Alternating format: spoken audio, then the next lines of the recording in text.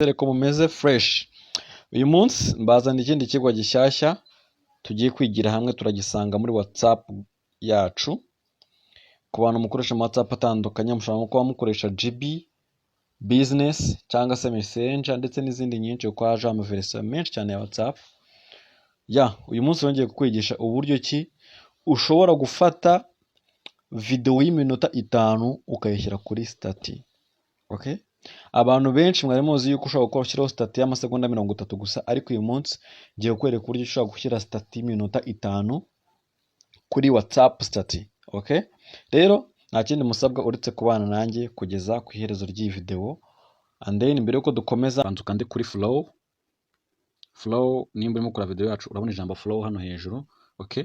Uraza urikandeho, hareta hazaho ano magambo atatu. Hareta hazamo ngo notify about. Urakanda kuri all new video hano hejuru kugira ngo zino video zose ujye ubasha kuzibona. Batakubwira nino jambo ngo you will receive all notification from, ni gute bikora. Ubona ko kaka jambo flow kareta kavaho, ahubwo haraza kuza kandi kantu kameze nk'akazogera mu nyuma. And then uzukanda hano kuri like. Uraza hano ukande kuri like. Okay?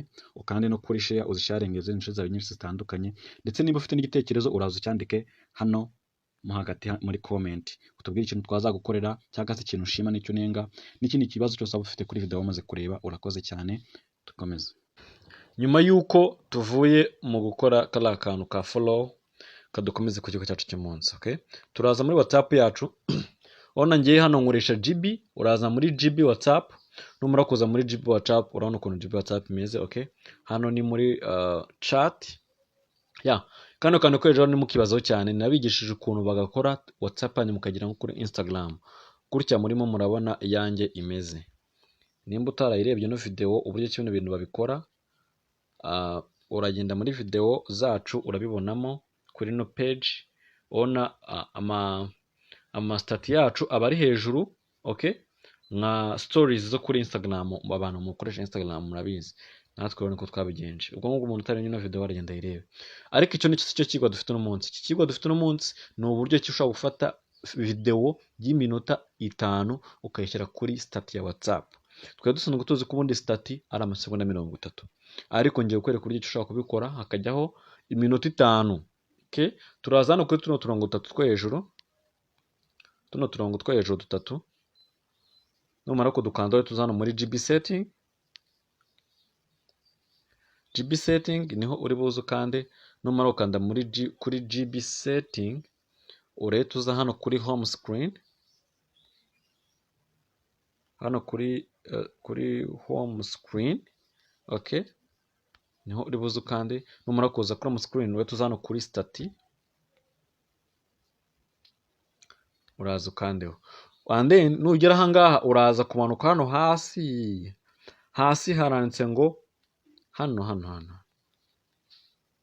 hano guys, haranditse ngo 5 minutes status.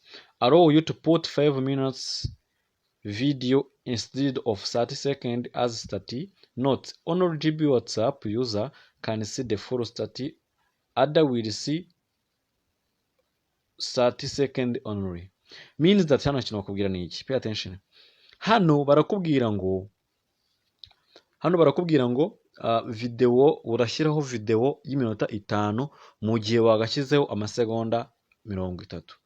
Atariko iyi video izagirebwa n'abantu bakoresha GB WhatsApp. Abantu badakoresha GB WhatsApp ntago bazajya babona ya video y'iminota 5. Okay?